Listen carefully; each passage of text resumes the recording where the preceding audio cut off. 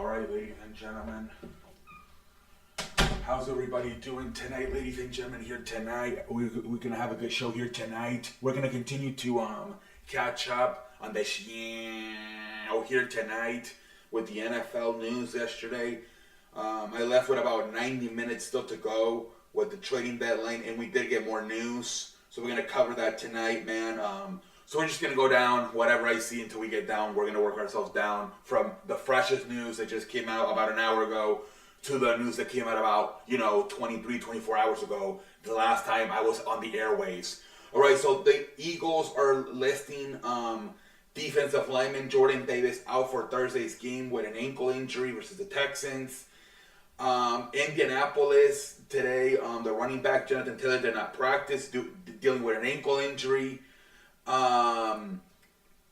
Rest in peace to Tom Coughlin's wife, passed away today at the age of 77. Rest in peace.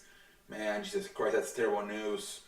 They're saying that Dan Snyder is going to hire Bank of America Securities to explore a commander sale. So perhaps are the Commanders going to be for sale for a long time? A lot of people have been wanting the Dan Snyder to sell the Commanders. Even the owners, a lot of the owners want Dan Snyder out of the NFL.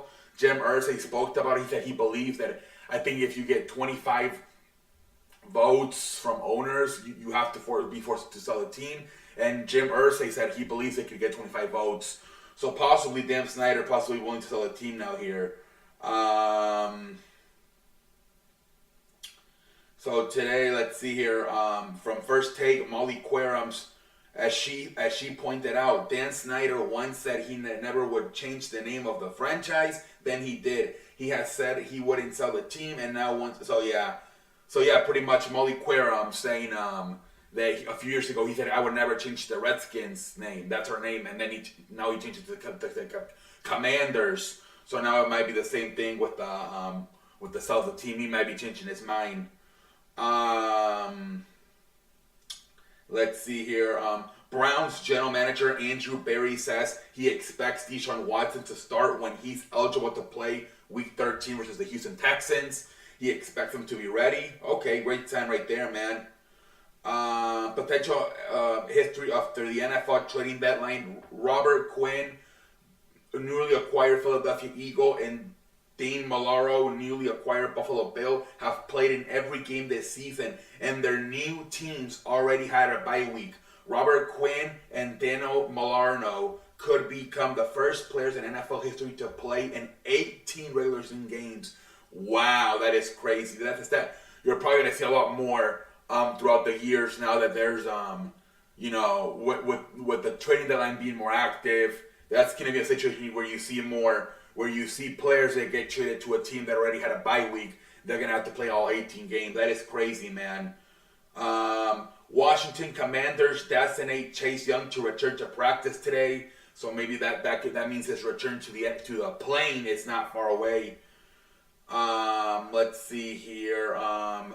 Chiefs assistant coach Andy Reid's son, Brett Reid, is being sentenced to 3 years in prison for driving drunk, speeding, and hitting two parked cars last year, back in February, leaving 5-year-old girl with serious brain injury. This was in February of 2021, I believe. Jesus Christ. I think the 5-year-old did survive. She was in a lot of danger of losing her life. She did survive.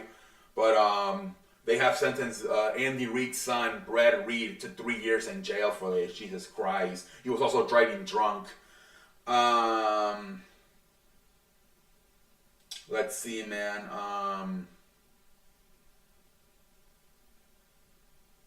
Sean McVay's grandfather, John McVay, who was a former general manager with the 49ers, passed away. Rest in peace to him. Jesus Christ. And then also rest in peace to Mike Zimmer's son, passed away too last night. He was only 38. Jesus Christ, what's going on with the NFL? All these freaking everybody losing either their children or their wives. Tom Coughlin, Mike Zimmer loses his son. Now freaking Sean McVay's grandpa. Jesus Christ, man. There were 10 trades, which was a record made by the NFL 10 trades in one day. Jesus Christ, that's a lot, man. Um, which one of them was Bills acquiring Dan Marlowe from the Falcons? Let's see here, more news. Linebacker Kamuro Hill is signing with the Arizona Cardinals per sources. Okay. Bills activate cornerback trade to Tre'Davious White from physically unable to perform list today. Great to see Tre'Davious White possibly back to playing. Chiefs traded Rashawn Fighton to the Falcons. That was another trade that happened. The Bills traded for Naheem Hines in exchange for sending to Indianapolis Zach Moss and 6th-round pick. So nice little trade right there for the Bills. Hopefully they can get the running game going. We'll see. Kevin Ridley got traded to the Jaguars. He's not even playing this year. He's suspended. But maybe next year he'll be with the Jaguars. Well, Kevin Ridley. And this is what he get. Let's see here. So the Jaguars get Kevin Ridley. The Falcons get 2023 5th-round pick and a 4th conditional 2024 4th that can raise these conditions. Okay.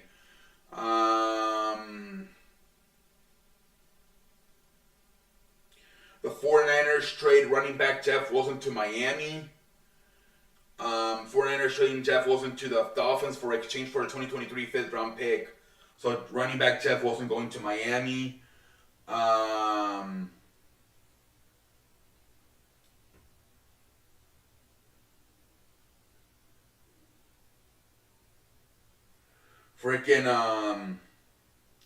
The Dolphins trade for Bradley Chubb, man. The Dolphins trade for Bradley Chubb. Miami gets 2023 1st-round pick, 2024 4th-round pick, Chase Edmonds. That goes to Denver. That goes to Denver. I beg your pardon. 2023 1st-round pick, 2024 4th-round pick, and Chase Edmonds. And then Miami gets Bradley Chubb and 2025 5th-round pick. Let's see here, more stuff.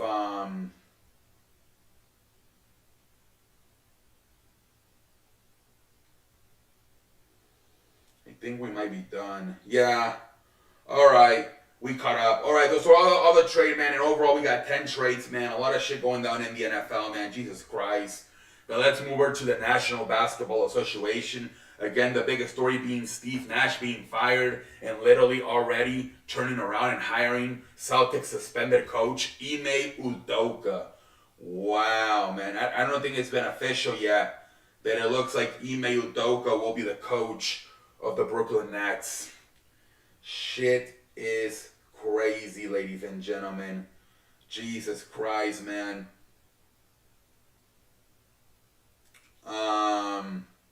The San Antonio Spurs are signing former St. Joseph guard Jordan Hall to a 1-year deal. Okay. Good news, MRI, Kings guard DeAndre Fox right knee showed a bone bruise, no structural damage. Fox will miss Wednesday's game versus the Heat, and its return will be based upon resolution symptoms. But there's hope. Great news, great to see. No broken, no damage in there in Fox's leg. Great to see him, man. DeAndre Fox. All right, that's about it with the National Basketball Association. Let's move over to the MLB, ladies and gentlemen. Let's see here. Let me first look for news. If I don't see any news, we'll talk about the World Series game, which was a blowout.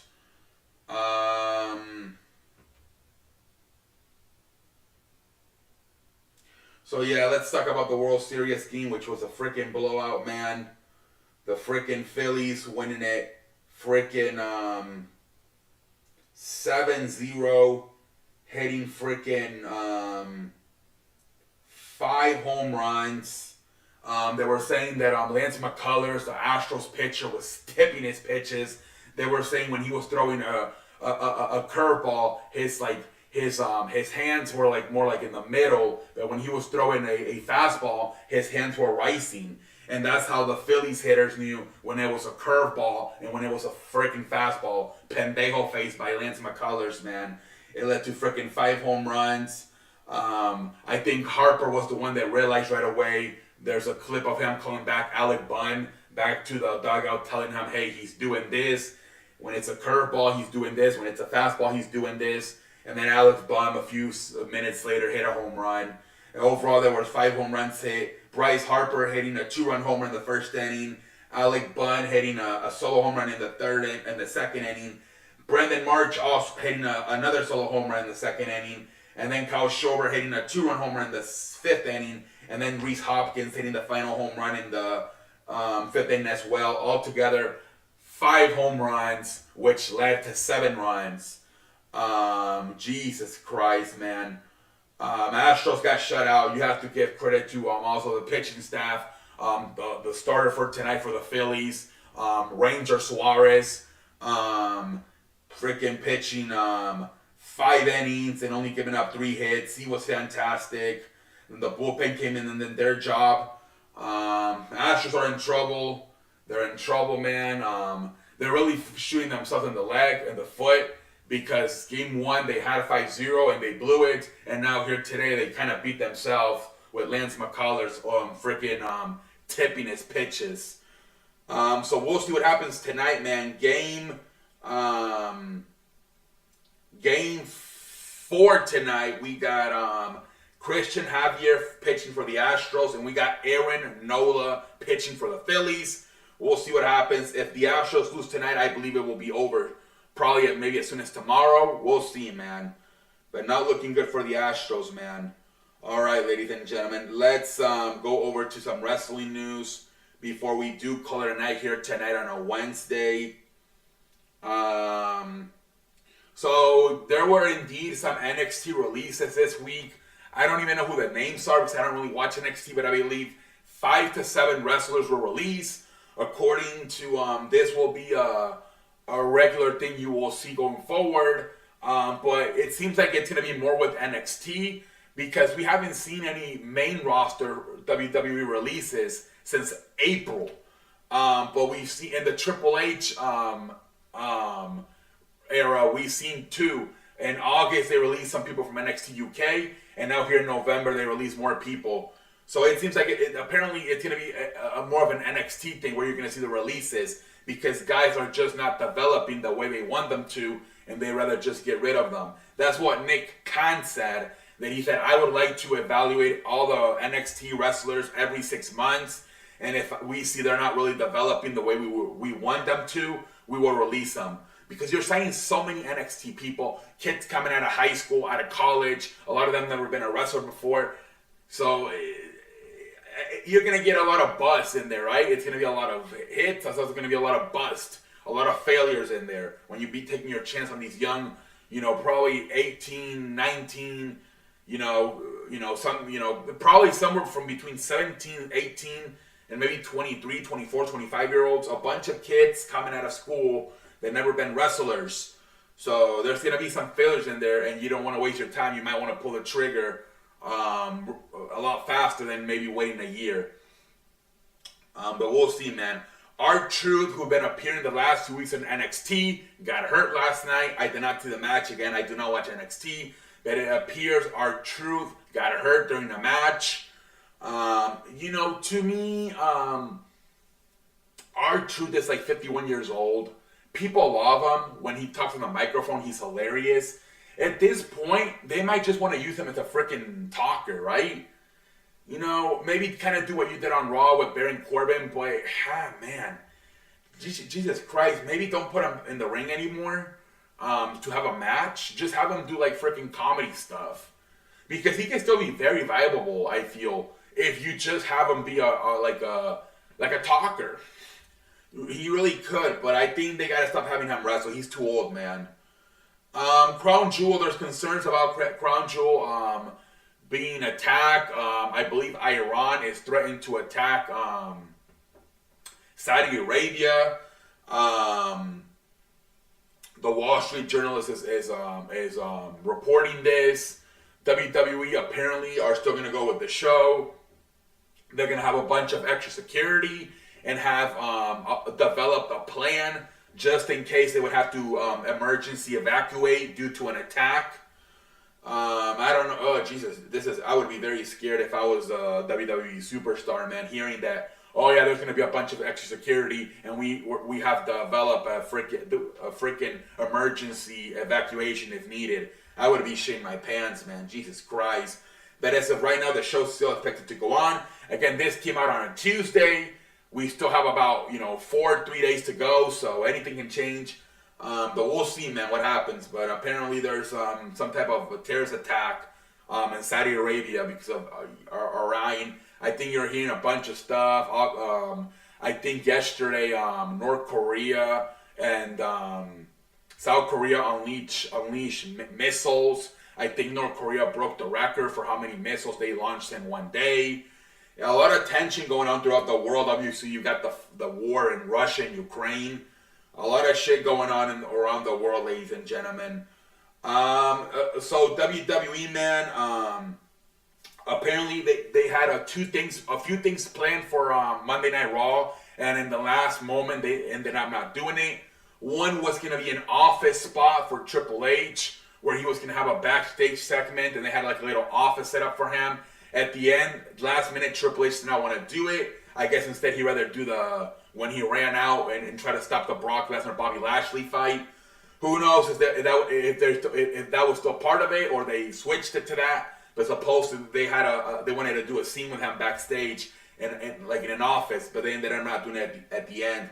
And also they were playing a freaking food fight for freaking Halloween, like a candy food fight. That also got canceled. But Monday Night Raw, man, did not do very good this week, man. It was 1.5 million, one of the worst Monday Night Raws of all time. It is top worst Monday Night Raws of all time. And this was, you were competing against Monday Night Football, which was a shitty ass game, and you were competing against Halloween. A lot of people went out to go trick and shit and did not watch. And also, it could have been worse because if Major League Baseball would have played the game, they got rained out. It could have been worse. But one of the worst Monday Night Raws of all time, this was rating-wise. And I think what happened too was because last week it was so bad. Last week was terrible. I feel people just tuned out this week. They're like, fuck this, I'd rather go trick and shit or watch Monday Night Football. That's what happens when you have a bad show. Next week you have to continue to pay the price with a bad rating because people don't want to tune in. So yeah, we're one of the top 5 worst Monday Night Raws of all time, TV rating wise. Jesus Christ, man. Wrestling is not. All of a sudden the ratings are kind of down. AEW got 900,000. The week before they got 700,000. Rampage only got 300,000 this week. SmackDown only got like 800,000. Now some of this has been, they had to switch the channels around because of the World Series, AEW had to switch from Wednesday to Tuesday. WWE had to switch from Fox to FS1. But still, like Rampage at this normal time still only got 300,000 views. WWE had said normal times, same channel, got one of the worst ratings in history. So we'll see what the hell's happening, man. CM Punk, they're talking about a potential WWE return, but according to friends close to CM Punk, they believe he will never wrestle again. Although Triple H and CM Punk do not like each other, apparently Triple H would be open to bringing CM Punk in, but people close that are with CM Punk believe he has finished wrestling forever. And then there was a potential rumor about GCW and WWE working together.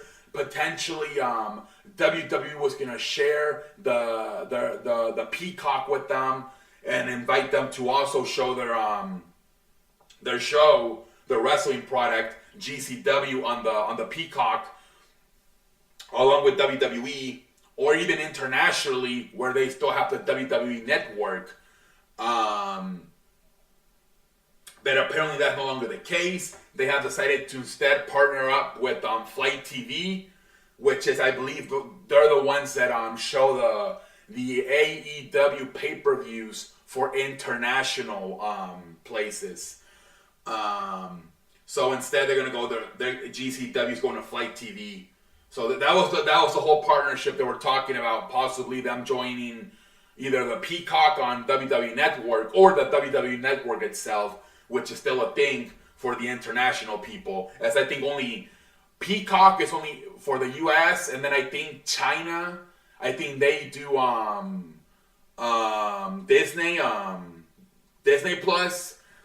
I think that's where they show the pay-per-views on in China, Disney Plus. But everybody else is on the WWE Network. So, but yeah, I guess now they're gonna go to Flight TV instead. So there goes that partnership between GCW and WWE.